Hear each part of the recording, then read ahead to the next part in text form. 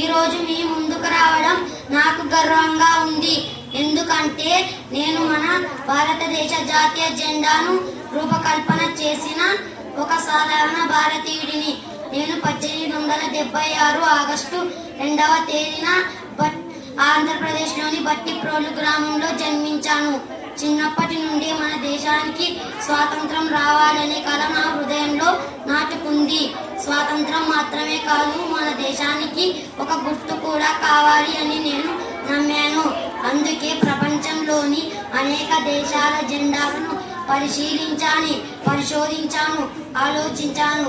1921లో నా చేతులతో రూపొందించిన జెండా నమూనాను మహాత్మా గాంధీకి సమర్పించాను. ఈరోజు నా హృదయం గర్వంతో నిండిపోయింది. ఈ జెండా కేవలం వస్త్రం కాదు, ఇది కోట్లాది భారతీయుల ఆశలు, త్యాగాలు, కలలు.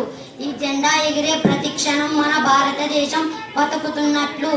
మన జాతీయ జెండాలో కాషాయం ధైర్యానికి, త్యాగానికి గుర్తు, తెలుపు శాంతికి, ఆకుపచ్చ అభివృద్ధికి సూచకం, మధ్యలో ఉన్న అశోక చక్రం న్యాయానికి, సత్యానికి ప్రతీక.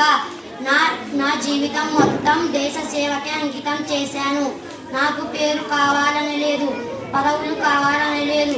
నా దేశం గర్వంగా నిలబడితే చాలు. నా విజయం. ప్రియమైన పిల్లలారా, మీరు చదువుల్లో ముందుకు వెళ్ళండి, దేశాన్ని ప్రేమించండి, మన జాతీయ జెండాను గౌరవించండి. ఎందుకంటే భారతదేశం మీ చేతుల్లోనే ఉంది. ఈ జెండా మన ఐక్యతకు, త్యాగానికి గుర్తు.